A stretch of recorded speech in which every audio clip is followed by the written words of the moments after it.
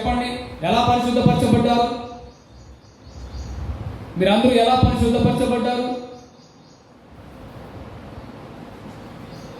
మనమందరము విశ్వాసులముగా పరిశుద్ధపరచబడి ఉన్నాము. ఎలా పరిశుద్ధపరచబడి ఉన్నాము?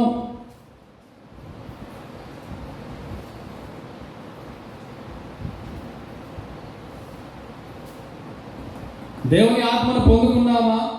ఆ పరిశుద్ధ ఆత్మను పొందుకున్నామా? ఆ ఆత్మాభిషేకమును పొందుకున్నామా?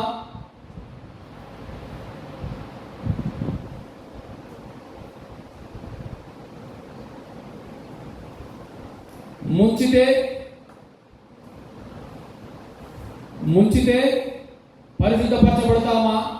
బాప్తిసం పొందుకుంటే పరిశుద్ధపరచబడతామా?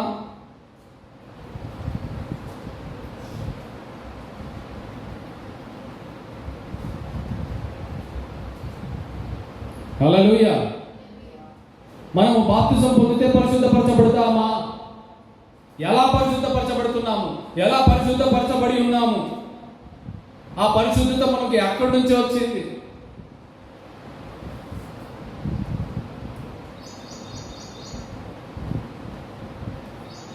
ఈ జ్ఞానమును మనం ఎప్పుడైనా పొందుకునే ప్రయత్నం చేశామా?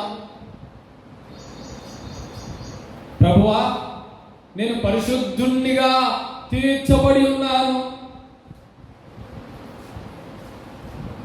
అదే 2వ అధ్యాయంలో 9వ వచనం ఒకసారి చదవండి.